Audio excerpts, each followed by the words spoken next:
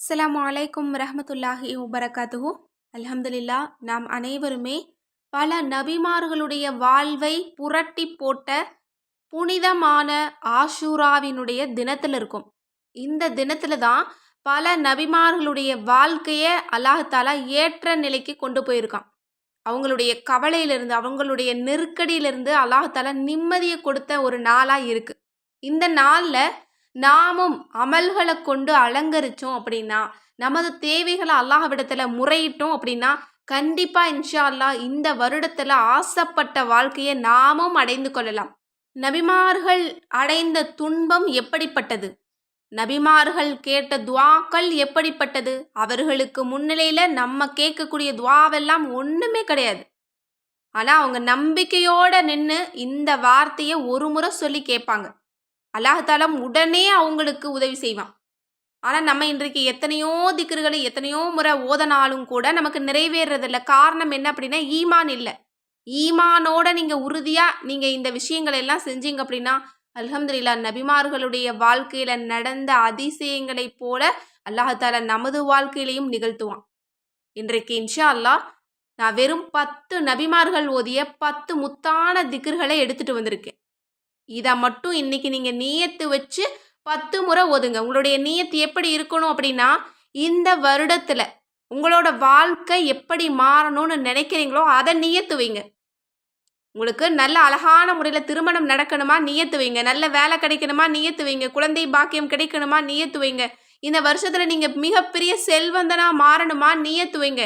இந்த வருஷத்தில் கடன் இல்லாமல், கஷ்டம் இல்லாமல், நோய் இல்லாமல் வாழணுமா, நியத்து வைங்க. எப்படிப்பட்ட வாழ்க்கையை வாழ விரும்பினாலும் இந்த ஆஷூரா தினத்தை பயன்படுத்தி கொள்ளுங்கள். நபிமார்கள் அதிக அளவில் துவா கேட்ட ஒரு நாள் இந்த நாளை நம்ம எல்லோருமே துவா கேட்கக்கூடியவங்களா நம்ம இருந்தோம் அப்படின்னா, அவங்களுக்கு கொடுத்த வெற்றி அல்லாஹ் நமக்கும் கொடுப்பான். நபிமார்களுக்கு அப்படி என்ன அல்லாஹ் கொடுத்துட்டான் அப்படின்னு நிறைய பேருக்கு சந்தேகங்கள் வரலாம். இந்த நாள் அல்லாஹ் நிறைய நபிமார்களுடைய வாழ்க்கையை மாற்றிருக்கான். நிறைய அதிசயங்கள் நிகழ்ந்த நாள் இது. இன்றைக்கு அப்படிப்பட்ட நபிமார்களுடைய வாழ்க்கையில் என்ன நடந்தது அப்படிங்கிறத நான் சுருக்கமாக உங்களுக்கு படித்து காட்டுறேன். ஏன்னா அதை விளக்கமாக சொன்னோம் அப்படின்னா நமக்கு நேரம் பத்தாது. சுருக்கமாக நான் உங்களுக்கு படித்து காட்டிட்டு பிறகு 10 நபிமார்கள் எந்த நபிமார் ஓதிய துவா அது என்ன அப்படிங்கிறத நான் உங்களுக்கு அரபி தமிழில் எல்லாமே நான் உங்களுக்கு கொடுத்து நான் உங்களுக்கு சொல்கிறேன். இன்ஷா அல்லாஹ் இதை நியத்து வைங்க. ஆசைப்பட்ட வாழ்க்கை உங்களுக்கு கிடைக்குதா இல்லையாங்கிறத பாருங்க. இந்த வருஷம் முதல்ல இன்னைக்கு தான் ஆஷூராவினுடைய தினத்தில் தான் நபி ஸல்லல்லாஹு அலைஹி வஸல்லம் அவர்களுடைய பொருட்டால ஆதம் அலைஹி வஸல்லம் அவர்களுடைய குற்றத்தை அல்லாஹ் மன்னித்து அவர்களை ஏற்றுக்கொண்ட நாள். அடுத்து இன்றுதான் நபி நூஹ் அலைஹி வஸல்லம் அவர்களின் கப்பல் ஜூதி எனும் மலையில் தரை தட்டியது. இந்த கப்பல் துபான் என்ற வெள்ளப்பெருக்கு ஏற்பட்ட சமயம் நூஹ் நபி அலைஹி வஸல்லம் அவர்களால் தான் செய்யப்பட்டது. ஜூதி மலையில் தட்டிய கப்பலை ஆராய்ச்சியாளர்கள் இப்போது கண்டுபிடித்துள்ளார்கள். ஜூதி மலை இன்னும் இருக்கிறது. இந்த மலையில் நபி நூஹ் அலைஹி வஸல்லம் அவர்கள் கட்டிய பள்ளிவாயல் ஒன்று இன்றும் அவ்வாறே இருக்கிறது. மனிதர்கள் கூட்டம் கூட்டமாக சென்று அதை பார்த்து வருகிறார்கள். இதனால தான் நபி நூஹ் அலைஹி வஸல்லம் அவங்களுடைய கப்பல் கரை ஒதுங்கிய தினம். அடுத்து இன்றுதான் நபி மூசா அலைஹி வஸல்லம் அவர்களுக்கும் நபி ஈசா அலைஹி வஸல்லம் அவர்களுக்கும் பிறந்த நாள். இன்றுதான் நம்ரூத் எனும் சர்வாதிகாரி நபி இப்ராஹிம் அலைஹி வஸல்லம் அவர்களை நெருப்பு கிடங்கில் எரிந்தான். இன்றுதான் நபி யூனுஸ் அலைஹி வஸல்லம் அவர்களின் சமூகத்தை விட்டும் வேதனை நீக்கப்பட்டது. இன்றுதான் நபி அய்யூப் அலைஹி வஸல்லம் அவர்களின் துன்பம் நீங்கியது, நோய் நீங்கியது. இன்றுதான் நபி யாக்கூப் அலைஹி வஸல்லம் அவர்கள் தனது மகன் யூசுப் அலைஹி வஸல்லம் அவர்களை இழந்ததால் இழந்திருந்த கண் பார்வையை மீண்டும் பெற்றார்கள். இன்றுதான் பால் கிணற்றில் எரியப்பட்ட நபி யூசுப் அலைஹி வஸல்லம் அவர்கள் வெளியேற்றப்பட்டார்கள். இன்றுதான் நபி ஈசா அலைஹி வஸல்லம் அவர்களும் இத்ரீஸ் அலைஹி வஸல்லம் அவர்களும் வானத்தின் பக்கம் உயர்த்தப்பட்டார்கள். இன்றுதான் நபி யூனுஸ் அலைஹி வஸல்லம் அவர்களை மீன் வயிற்றில் இருந்து காப்பாற்றிய தினம். இன்றுதான் நபி தாவூத் அலைஹி வஸல்லம் அவர்களின் பாவத்தை மன்னித்த தினம். இன்றுதான் நபிமார்களான மூசா, ஹாரூன் அலைஹி வஸல்லம் ஆகியோர்களின் பிரார்த்தனையை ஏற்றுக்கொண்ட தினம். இன்றுதான் நபி ஹிலர் அலைஹி வஸல்லம் அவர்களின் அறிவை அதிகப்படுத்திய தினம். இன்றுதான் சொர்க்கம் நரகம் இரண்டையும் படைத்த தினம். இன்றுதான் தௌராத், ஜபூர், இன்சீல், குர்ஆன் முதலான வேதங்களை இறக்கி வைத்த தினம். இன்றுதான் ஜிப்ரீல், மீகாயில், இஸ்ராயில், இஸ்ராஃபீல் அலைஹிஸ்ஸலாம் ஆகியோர்களை படைத்த தினம். இன்றுதான் அர்ஷ் குர்ஷு லவ்ஹு கலம் முதலானவற்றை படைத்த தினம். இன்றுதான் சூரியன் சந்திரன் நட்சத்திரங்கள் யாவையும் படைத்த தினம். இன்றுதான் வானங்கள் பூமி யாவையும் படைத்த தினம். இன்றுதான் உலகம் படைப்பதற்கு ஆரம்பிக்கப்பட்ட நாள். இன்றுதான் பூமியில் முதலாக மழை பெய்த நாள். இன்றுதான் அல்லாஹ்வின் அருள் பூமியில் உள்ளவர்களுக்கு முதலில் இறங்கியது. இன்றுதான் நபி நூஹ் அலைஹிவஸல்லம் அவர்களின் காலத்தில் ஏற்பட்ட பயங்கர வெள்ளப்பெருக்கின் பின்பு முதலாக இப்பூமியில் சமையல் செய்யப்பட்டது 10ஆம் நாளான ஆஷூரா தினம்தான். நபி நூஹ் அலைஹிவஸல்லம் அவர்கள்தான் முதலில் சமையல் செய்தார்கள். இன்றுதான் சுலைமான் நபி அலைஹிஸ்ஸலாம் அவர்களுக்கு முழு உலக ஆட்சியும் வழங்கப்பட்டது. இன்றுதான் நபி ஜக்கரியா அலைஹிவஸல்லம் அவர்களுக்கு நபி யஹ்யா அலைஹிவஸல்லம் அவர்கள் மகனாக பிறந்தார்கள். இன்றுதான் நபி மூசா அலைஹிவஸல்லம் அவர்கள் ஃபிரௌனையும் அவனுடைய சூனியக்காரர்களையும் தோற்கடித்தார்கள். இன்றுதான் ஃபிரௌன் நீரில் மூழ்கி இறந்தான். இன்றுதான் நபிகள் நாயகம் ஸல்லல்லாஹு அலைஹி வஸல்லம் அவர்களின் பேரர் ஹுசைன் ரலியல்லாஹு அன்ஹு ஷஹீதாக்கப்பட்டார்கள். இன்றுதான் அஹ்லுல் பைத் என்று அழைக்கப்படுகின்ற நபிகள் நாயகம் ஸல்லல்லாஹு அலைஹி வஸல்லம் அவர்களின் இன பந்துக்களில் அநேகர் ஷஹீதாக்கப்பட்டார்கள். சுபஹானல்லாஹ், எப்படிப்பட்ட நாளில் நம்ம இருக்கோம் பாருங்க. எப்படிப்பட்ட அதிசயங்களை ஆச்சரியங்களை அல்லாஹ் தாலா நிகழ்த்தியிருக்கான் பாருங்க. எனவே இந்த நாளை நம்ம எல்லோருமே வீண் விரயம் செய்யாம அதிக அளவு நம்ம குர்ஆன் ஓதக்கூடியவங்களாகவும் தொழக்கூடியவங்களாகவும் இன்னும் இபாதத்கள் செய்யக்கூடியவங்களாகவும் இன்னும் தர்மம் செய்யக்கூடியவங்களாகவும் நோயாளியை விசாரிப்பவர்களாகவும் இன்னும் இன பந்துக்கள் அனைவரையும் ஒன்று சேர்த்து மகிழ்ச்சியாக வைத்திருக்கக்கூடிய ஒரு நாளாகவும் நம்ம இருக்கணும்.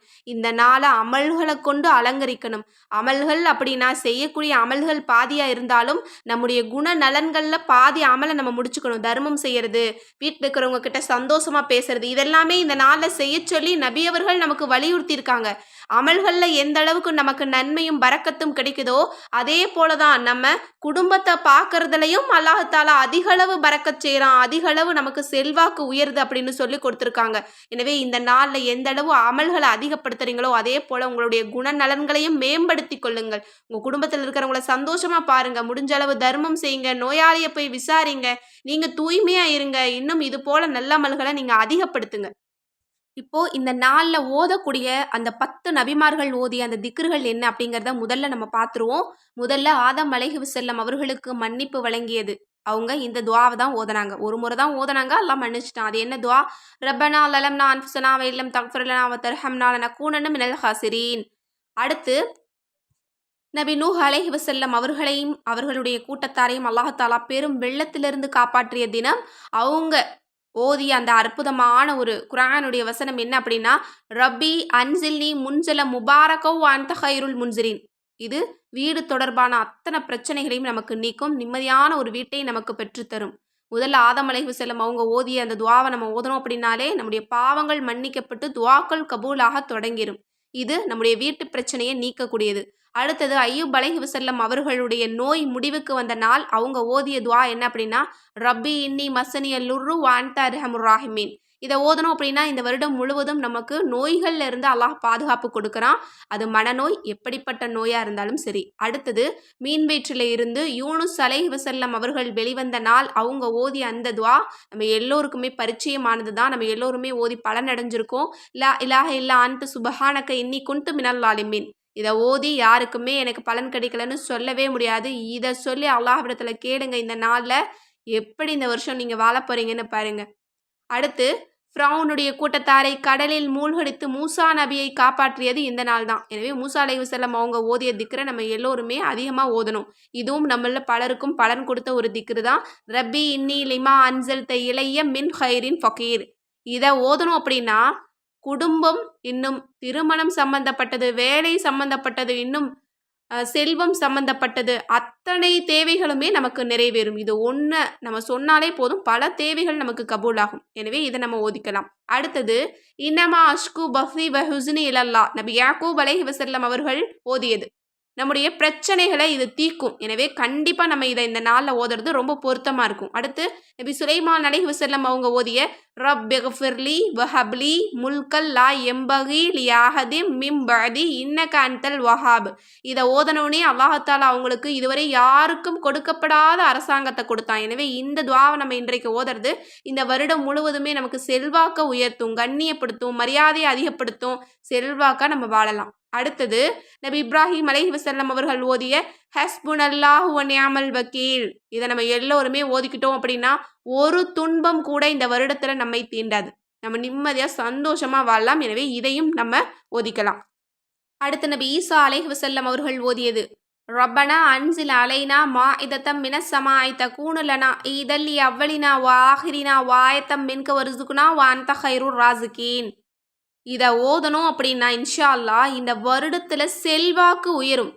இதுவரை நம்ம பார்க்காத செல்வத்தை எல்லாம் அல்லாஹ் நமக்கு தருவான் இன்ஷா அல்லாஹ். பாருங்க, நீங்கள் ₹1 பணம் கூட இல்லை அப்படிங்கிற நிலைமையில இதை ஓதனாலும் இன்ஷா அல்லாஹ் இந்த வருடத்தில் நீங்கள் செல்வாக்கோட வாழலாம். அப்படிப்பட்ட அற்புதமான ஒரு ரிசுக்கை பெருக்கி தரக்கூடிய ஒரு துவா. எனவே இதையும் நம்ம இன்றைக்கு ஓதிக்கொள்ளலாம். அடுத்தது நம்ம எல்லோருடைய ஹாஜத்துக்களையும் பூர்த்தியாக்கி தரக்கூடிய இம்மை மறுமை அத்தனை தேவைகளையும் உள்ளடக்கிய ஒரே ஒரு துவானா அது நமது ரசூலுல்லாஹி ஸல்லல்லாஹு அலைஹி வஸல்லம் அவர்கள் ஓதிய ரப்பனா துவா தான். ரப்பனா ஆத்தினா ஃபித் துன்யா ஹஸனத்தோ ஃபில் ஆஹிரத்தி ஹஸனத்தோ வகினா அதாபன்னார். இதையும் நம்ம இன்றைக்கு 10 முறை நம்ம ஓதிக்கணும். இதில் சொல்லப்பட்ட எல்லாமே நபிமார்கள் ஓதியது. இன்ஷா அல்லாஹ் நீங்கள் இதை ஒவ்வொன்றையும் 10 முறை நியத்து வச்சு இன்றைக்கு நல்ல முறையில் நீங்கள் இதை முடிச்சுட்டு உங்களுக்கு எது வேணுமோ கேளுங்க. நீங்கள் கேட்கறது கிடைக்காம இந்த வருடம் உங்களை கடக்காது. ஆனால் நீங்கள் நம்பிக்கையோடு செய்யணும். எந்த பாவம் பண்ணனா உங்களுடைய துவாக்கள் கபூலாக மறுக்குதோ அதை விட்டும் நீங்கள் வெளியே வந்துட்டீங்க அப்படின்னா இந்த வருஷம் உங்களோட வாழ்க்கை வேற லெவலுக்கு போகும். வாழ்க்கையில் பார்க்காத மகிழ்ச்சியான வாழ்க்கையை இந்த வருடம் நீங்கள் பார்ப்பீங்க. எனவே இந்த ஆஷுராவுடைய தினத்தை பயன்படுத்தி இந்த அற்புதமான திக்கரை நீங்கள் நியத்து வைங்க. அல்ஹம்துலில்லாஹ் நம்ம அனைவருடைய வாழ்வையும் அல்லாஹாலா மாற்றி அமைப்பான். கட்டாயம் இதை ஓதிட்டு மற்றவர்களுக்காகவும் துவா செய்யுங்க. கண்டிப்பாக உங்களோட துவாவில் என்னையும் சேர்த்துக்கோங்க. என்னுடைய துவாவில் கண்டிப்பாக நீங்கள் எல்லோருமே இருக்கீங்க. இன்னும் இந்த பதிவை பார்க்கக்கூடிய எல்லோருமே பெரிய உதவி செய்யணும் அப்படின்னு நினச்சிங்க அப்படின்னா மற்றவர்களுக்கு ஷேர் பண்ணுங்கள். ஏன்னா இது இந்த நாளுக்குரிய சிறப்புக்குரிய ஒரு பதிவு. இது எல்லோரிடத்துலையும் போய் சேர வேண்டிய அவசியத்தில் இருக்குது. கண்டிப்பாக இது மிக மிக அவசரமான ஒரு பதிவு. கண்டிப்பாக எல்லார்கிட்டையும் போகணும். நீங்கள் நிறைய பேருக்கு ஷேர் பண்ணுங்கள். அதனுடைய நற்கூலியையும் நாம் அனைவருமே அடைந்து கொள்ளலாம். இன்னும் இந்த 10 திக்ரை தமிழில் வேணும்னு நினைக்கிறவங்க கவலையே பட வேணாம். உங்களுக்கு ஃபஸ்ட்டு கமெண்ட்டில் நான் லிங்க் தரேன். எல்லோருமே போய் பார்த்துட்டு ஓத முயற்சி பண்ணுங்கள். இன்றைக்கி மக்ரீபுக்கு பிறகு ஓதனீங்க அப்படின்னா ரொம்ப சிறப்பு. ஏன்னா மக்ரீப்லேருந்து தான் நமக்கு ஆஷுராவினுடைய அற்புதமான ஒரு நாள் நமக்கு தொடங்குது. அந்த நேரத்தை பயன்படுத்தி ஓதுங்க. எனவே இன்ஷா அல்லாஹ் இந்த சிறப்பு மிகுந்த நபிமார்கள் ஓதிய திக்ரை இந்த ஆஷுராவினுடைய தினத்தில் ஓதக்கூடிய நற்பாக்கியத்தை எல்லாம் வல்ல அல்லாஹ் தஆலா நம் அனைவருக்கும் தந்தருள்வானாக. ஆமீன் என்று கூறி இந்த பதிவை நிறைவு செய்கிறேன். அஸ்ஸலாமு அலைக்கும் ரஹ்மத்துல்லாஹி வபரகாத்துஹு.